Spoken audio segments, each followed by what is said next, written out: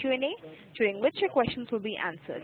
If for any reason you get logged out of this training session or teleconference, please follow the same procedure to join in again. Now that we are all ready to start, I request Wolfmar to take it from here. Wolfmar? Yes, hello. Thank you, Kara. Can you hear me clearly? Yes, Wolfmar, we can. Okay, good. Then I go on. Thank you very much for the introduction and welcome everybody to this webinar. I'm happy that you are here.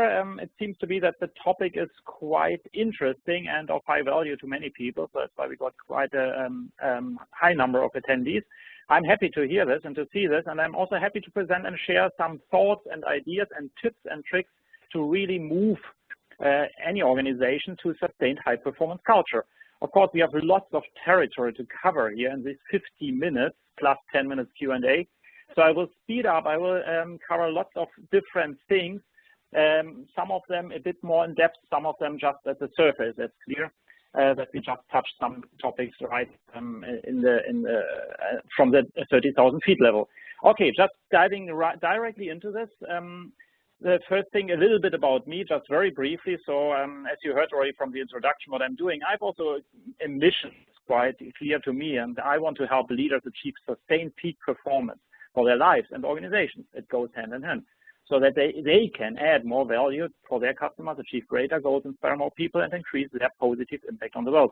This is quite relevant for this topic here. This is my mission. So I really love to share these topics and these ideas. And working with my clients of all kinds of industries and sizes, it's really a pleasure to see how they progress and how they really can make a difference. Okay, so let's move on. The core values you see there as well. But I don't want to dive into that. So the content, we have 9 topics to cover. I foreseen 9 topics, and that's why I said, okay, we need to speed up really a little bit. I want to give you as much as possible in these 50 minutes. So the first is a call for high performance. So it's a big question, why at all are we talking about this? It should be quite clear, and we will roughly go through this, that we are all at the same page and starting position here. So then a little bit of definition. I'm not a big fan of methods and definitions and all this theoretical and conceptual stuff, but a little bit that we are all also, and again, sure that we are talking more or less about the same things here, and you have the same understanding. Number 3, that's a powerful model that I want to introduce here. I call it the 3x3 model for peak performance that I'm using, and it's very straightforward. You will see it very hands-on, and you can really apply it from tomorrow in your organization. Number 4, how to ignite and sustain high commitment and enthusiasm. That's a little bit of sidetrack, but very, very important. It's deep. I go a little bit more in depth into this topic of enthusiasm and excitement and commitment in an organization. Number 5, how to create a momentum, also a favorite topic of mine. You will see later on what I mean by this, to really speed up things and why this is so important. Number 6, obstacles, of course, to peak performance. It's always a thing. If you want to change something, there are obstacles in the way, there are traps. I get to some traps in the later topic. And number 7, to be precise, the route to peak performance. You have a sequence that I recommend.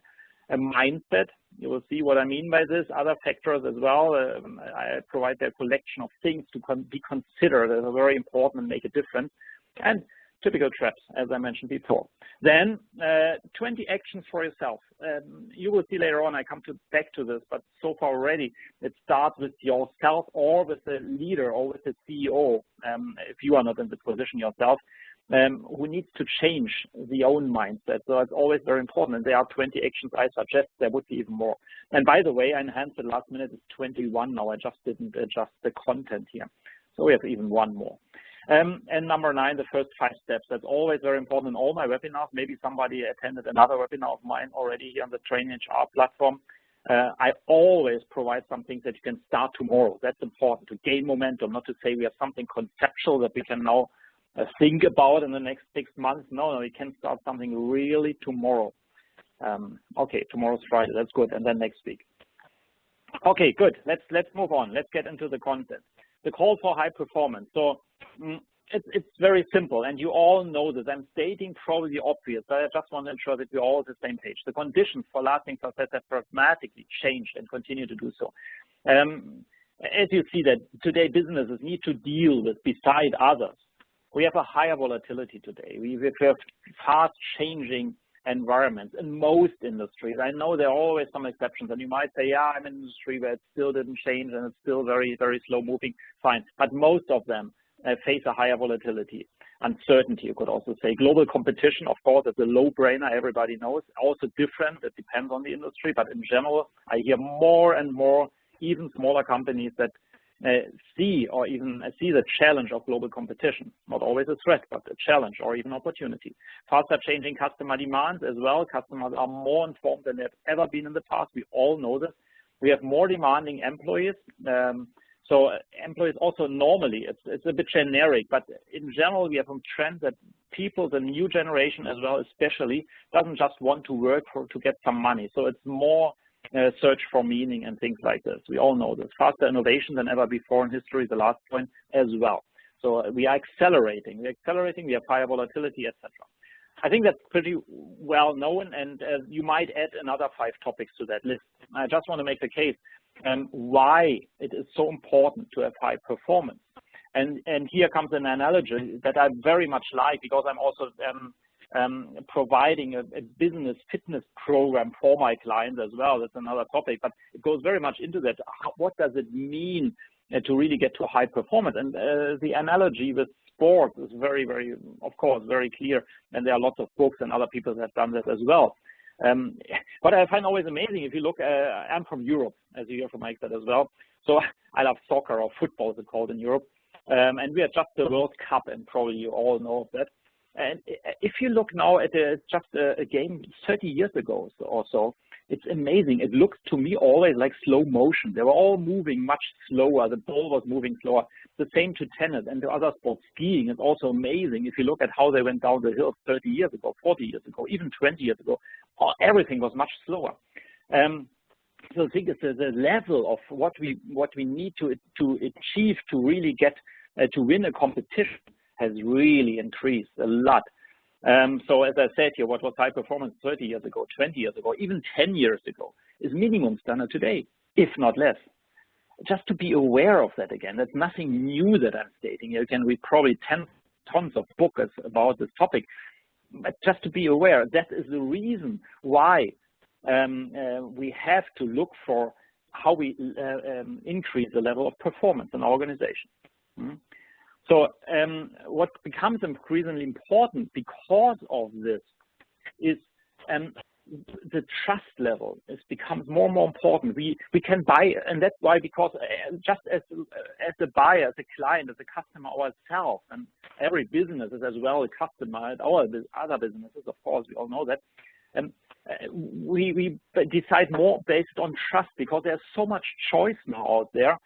Even the technical levels, there are some differences, of course, but still, it gets closer and closer. And even the countries in the Far East, Japan, China, or Japan anyway, a long time, but even China, other countries, they catch up so quickly. They're even better than, in many terms, than the old traditional, quote-unquote, developed world.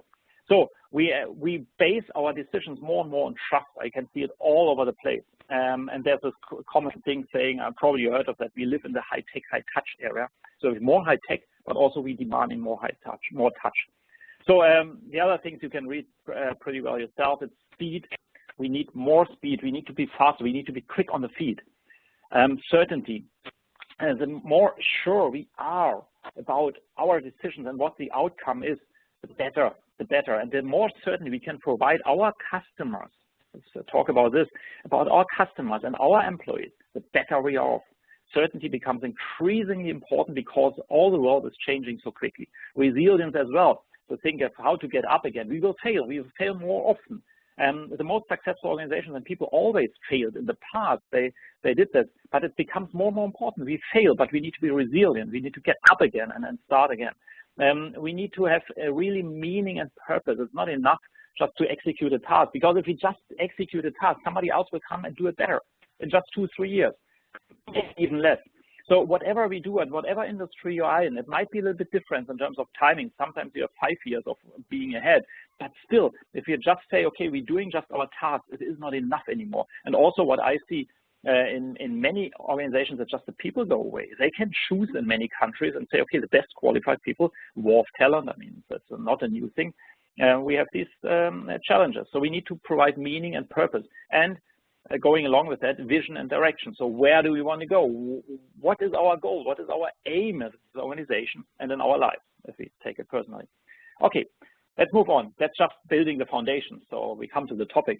So the decisive question is simply this: the best athletes and sport teams in the world live in a high-performance culture each day, each minute, and this is very, very important. There's not something that we say, we do high performance or peak performance just tomorrow, or we do it just on Tuesday afternoons, or in this meeting we are high-performing, or in this whatever production line, this is the highest performing, but if you look at our whatever, let's say HR or counting, they're just mediocre. No, it doesn't work. We have to perform at high performance each day, each minute, and this is not scary. That's not a threat.